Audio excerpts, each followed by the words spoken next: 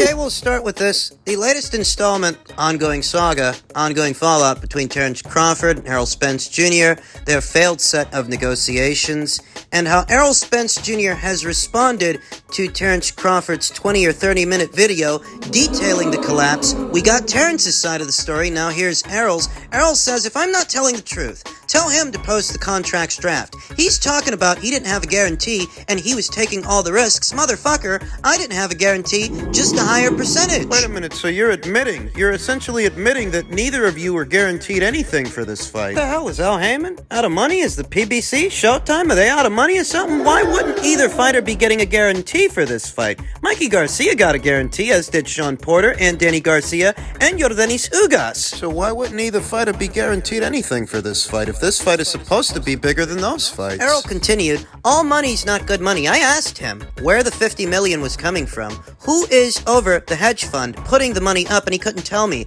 I think we all need to just meet in person. Here, Errol is acknowledging that Terrence Crawford came to him with a $50 million offer. An offer that Al Heyman immediately shot down, an offer that Al Heyman didn't bother to explore because, according to Terrence Crawford, what Al Heyman told him was he wasn't going to let anyone else get their hands on this fight. I don't know what Errol Spence is doing here, but it sounds like he's confirming a lot of the elements in Terrence Crawford's story, that he did go to Errol Spence Jr. with this offer. But Errol Spence himself wasn't necessarily on board, and Al Heyman immediately shot down that idea. One discrepancy in Terrence Crawford's story and Errol's is that Errol says the draft included specific provisions that required that both of us would receive a complete and full written detailed accounting showing all pay-per-view sales of the event and the then status of all net revenues proceed and all event expenses incurred and paid. Where Terrence Crawford says that they would not give him full transparency, Errol Spence Jr. here is saying the opposite. So that's at least one element of the story that doesn't add up. Where Terrence Crawford said they didn't want to show him the books, Errol says they were more than willing to. He said, peep this. He asked for approval over expenses. His company, TBC, to have a chance to review and sign agreements. Said yes for the event, reviewing and approving agreements before they are executed. The choice of which way to proceed is up to TBC. Said yes. Next tweet. But wait a minute, doesn't this essentially mean that instead of exploring that $50 million offer, what Errol wanted to do was settle on no money up front? No money guaranteed. Doesn't really make a lot of sense because of the risks. If all you stand to make from the show is what you get from the upside, what happens if there is no upside? Where's your safety net? And are Al Heyman's projections for what the pay-per-view would have brought in and what the fighters would have stood to make, are those projections and that projected dollar amount, is it in excess of $50 million? Because if it's not, the least you could have did was give that $50 million offer a look. But according to Terrence Crawford, Al Heyman said he's not going to let anybody get their hands on this fight. I hit up Al. I'm like, Al, listen, man, I got this big hedge fund company out here. They claim they know you. Not one, but two. Not one, but two. Two companies willing to put 20 plus million in both of our pocket, guaranteed. Al tell me straight up, I'm not letting nobody touch this fight. I'm like, all right, cool. But I'm like, why? Terrence Crawford's version of the story, he didn't just tell Errol about the offer, he also told Al about it. And Al shut down that proposition almost immediately. So what you then have to ask yourself is, the existing deal between Terrence Crawford, Errol Spence, by way of the PBC, that deal, and the amount of money the fighters were set to make from it, was that dollar amount greater than the $50 million? The $50 million up front. The $50 million guaranteed, because remember what was on the table for the fighters, and remember what Errol Spence Jr. said himself. He wasn't guaranteed any money either. He was just getting a lion's share of the split, but no money up front. Guaranteed. $25 million guaranteed up front. A real guy like myself, I call Spence. Hey, bro, look, listen. I got this company that's willing to give us $25 million a piece, guaranteed. What's up? What you gonna do? He like, 25 million. What about the back end? I'm like, dude, listen. If they make their money back, then we get 80-20. I said, man, we got people all still in the fight. They got the fire sticks. He laughed. He like, man, I got a fire stick too. I'm like, see? I'm like, man, ain't nobody really buying, you know what I mean, pay-per-views no more.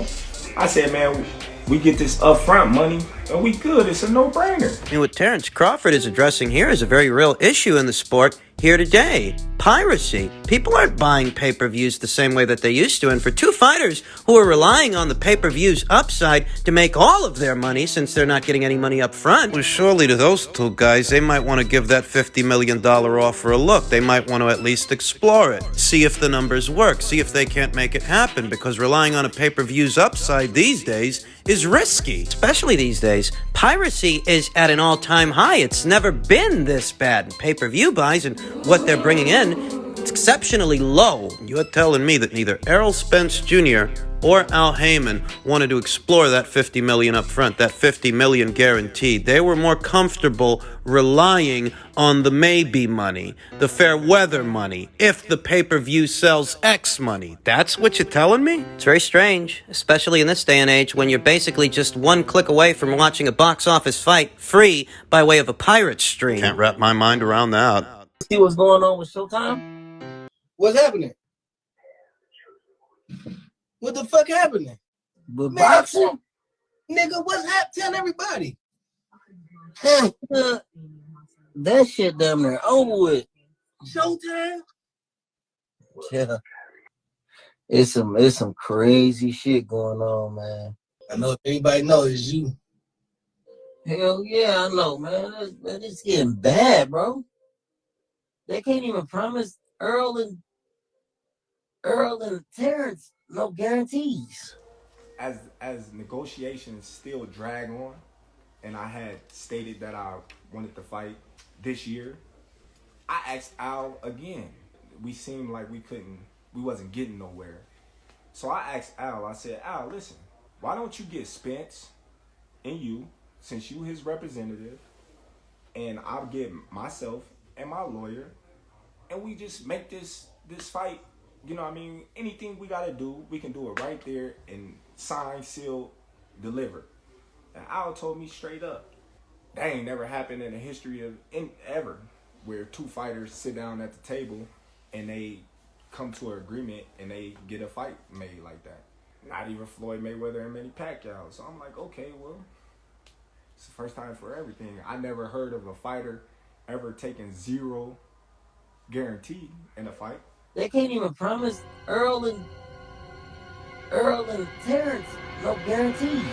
Those sound bites from Adrian Broner are from approximately 3 weeks ago, and it seems that what Adrian Bronier was saying 3 weeks ago, it checked out, because no matter which side of the story you listen to, whether it's Errol's side or Terrence's side, it's clear these fighters weren't going to get any money up front, any money guaranteed, based on both sides of the story, which is quite peculiar to me. Did Al Heyman run out of money? Did Showtime run out of money? Terrence Crawford added, if he was so-called his own boss, then why did I have to talk to Al? That's right, I couldn't talk to you, because when I did, you said you had to talk to your people. You can fool all your little fans that don't know who you really is, but you can't fool me. Yeah, Errol's fans may not find it peculiar that for a fight like this, there's no guaranteed money for the fighters from the network that's supposed to be showing the fight, distributing it. Yeah, they might not find it peculiar, but anyone with one iota, even one iota of common sense would find that pretty fucking bizarre. All of Errol's other opponents got guarantees. Why can't this one? Errol responded to Terrence by saying, I had what I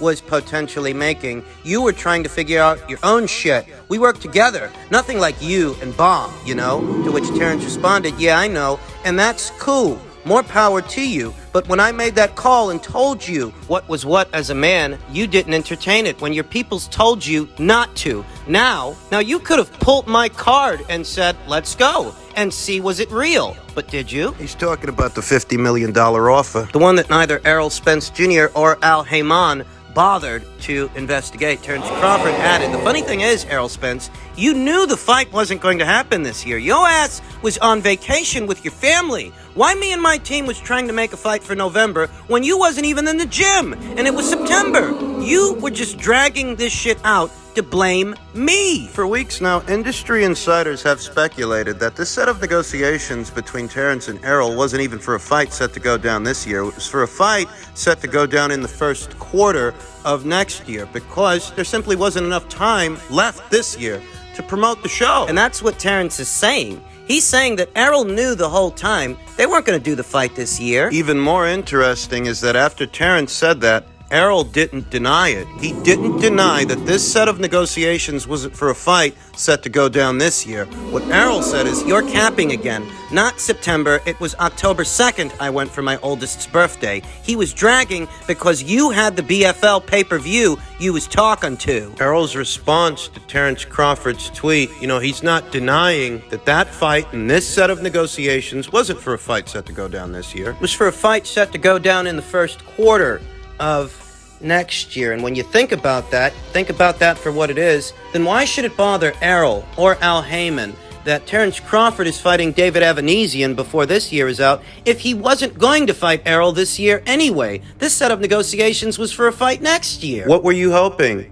That he wouldn't fight at all this year so that when he fights Errol, he'll have significant ring rust to shake off? Is that what you were hoping for? When I look at both sides of the story, Terrence Crawford's side, Errol's side, and I connect the dots, connect the common denominators, it seems that Terrence Crawford was telling the truth. There's no guarantee for either fighter, either Terrence Crawford or Errol Spence Jr., and that's pretty peculiar. Don't forget what Tim Smith, VP of Communications at the PBC, don't forget what he said at the beginning of this year. He said the economics for the fight aren't right. The money wasn't there. He doesn't think people are going to buy this pay-per-view. He thinks people are going to steal it.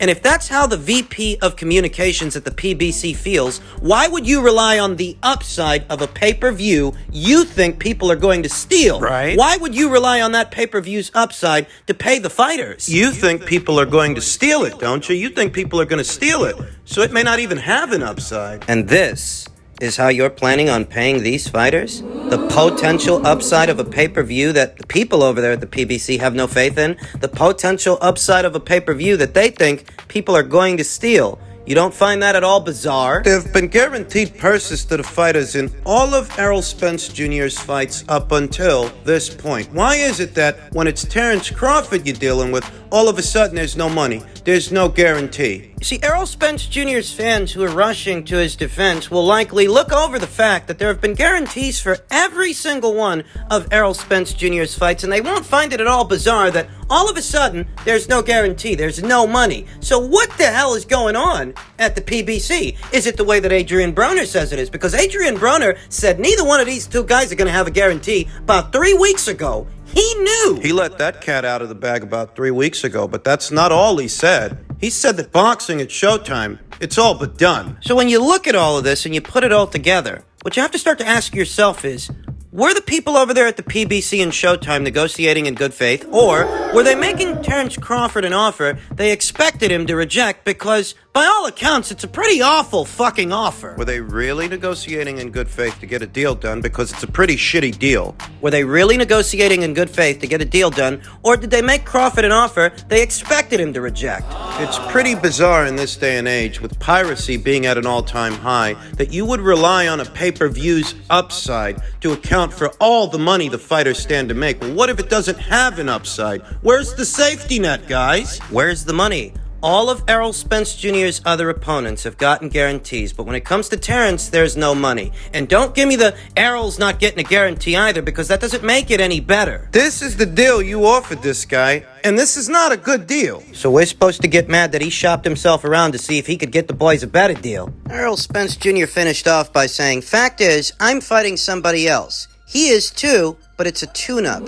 And the somebody else that Errol Spence Jr. may end up fighting is rumored to be Keith Thurman. Keith Thurman, who Errol Spence Jr. on more than one occasion said he wouldn't fight. He wouldn't give him a shot. He said, fuck that guy. If he does end up fighting Keith Thurman, who was in action earlier this year against Mario Barrios. Keith Thurman is a tune-up fight, folks. Keith Thurman is just as much a tune-up fight for Errol Spence Jr. as Danny Garcia was. You heard that right.